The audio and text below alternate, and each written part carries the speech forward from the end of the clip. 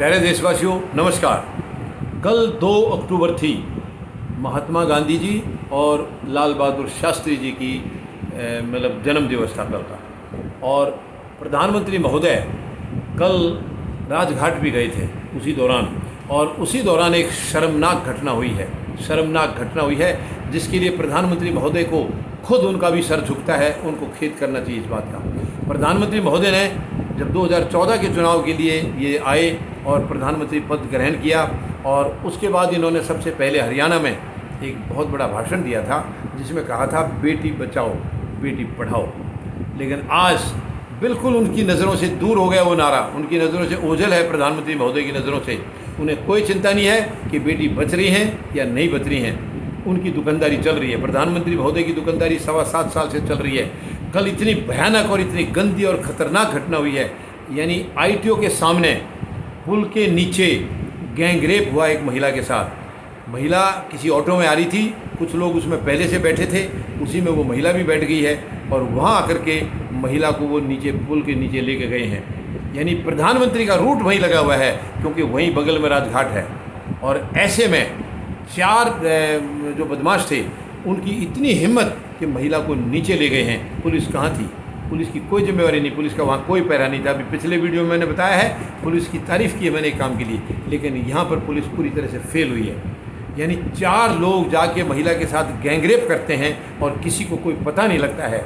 और जब वो महिला चिल्लाई है, कुछ खबर इधर उधर से हुई है, तब तक बदमाश भाग जाते हैं। आखिरी में किसी तरीके से पुलिस हरकत में आई और एक उनमें से पकड़ा गया है। जब एक पकड़ा गया है तो उम्मीद है बाकी भी पकड़े जाएंगे, क्योंकि उसकी शनाख्त से उनका भी पता लग जाएगा। लेकिन प्रधानमंत्री महोदय से मैं पूछना चाहूँगा, प्रधानमंत्री महोदय, आपका दफ्तर दिल्ली में है जो भारत की राजधानी है। बेशक दिल्ली की सरकार अलग है, लेकिन आप यहाँ पर बैठे हैं, केंद्र में बैठे हैं, और आपका नारा था बेटी बचाओ। क्या आपने कभी उस नारे के बारे में पीछे मुड़ कर देखा कि वो नारा कितना फलीभूत हो रहा है, कितना माना जा रहा है इस देश के अंदर, कितना आपकी पार्टियां या आपकी सरकार उसको मतलब लागू करने में कितनी सफल हुए हैं? कभी देखा आपने? ये बहुत ही दुख की बात है प्रधानमंत्री महोदय, आप केवल भाषण देते हैं। आज हमारी बहन बेटियों के साथ कितने अत्याचार हो रहे हैं, पहले से कहीं ज़्यादा हो रहे हैं। आप क्या कर रहे हैं? क्या आपको नज़र नहीं आ रही है? आप बहुत तकलीफ़ है, बहुत दर्द होता है, सीने में दर्द होता है जब हमारी बहन बेटियों के साथ आए दिन अत्याचार हो रहे हैं, आए दिन। मैं ये नहीं कह रहा हूँ पहले नहीं होते थे, लेकिन प्रधानमंत्री महोदय आपके कार्यकाल में कहीं ज़्यादा हो रहे हैं। और फिर आपने तो एक मुहिम दी थी, आपने तो एक मुहिम चलाई थी, बेटी बचाओ और आगे है बेटी पढ़ाओ। तो बेटी पढ़ाने की तो बात दूर रहेगी, तो बेटी बचेगी तभी तो पढ़ेगी। बेटियां बच नहीं रही हैं। आप क्या कर रहे हैं? कहाँ चला गया आपका नारा? क्या आपको ज़रा सा भी, प्रधानमंत्री महोदय, क्या आपके बाल बच्चे नहीं हैं तो ये बात दूसरे के बाल बच्चों की आप इतनी कदर करेंगे? क्या इन बहन बेटियों की आप कदर नहीं करेंगे? मान लीजिए अगर आपके पास नहीं है बेटा बेटी, तो आपको उनकी कीमत तो पता होनी चाहिए कि किसी बाप के लिए, किसी माँ के लिए बेटा बेटी क्या होते हैं। अगर आपने वो एहसास महसूस नहीं किया है तो औरों का तो महसूस कीजिए, औरों को तो सुरक्षा दीजिए।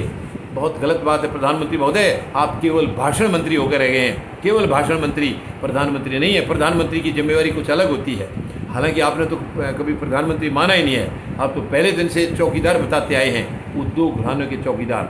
ये बहुत ही दुखद है, ये बहुत इस देश के लिए शर्मनाक बात है कि आपकी नज़रों में, आपके बिल्कुल बगल में एक बेटी की इज्जत लूटी जाती है और वहीं पर आप बैठे हैं, आप प्रोग्राम कर रहे हैं और आपको ज़रा सी भी चिंता नहीं है। ये एक तो यहाँ का नज़र आ गया, पूरे देश भर में कितने केस हो रहे हैं। आप देश के प्रधानमंत्री हैं, पूरे राज्य आपके नीचे आते हैं।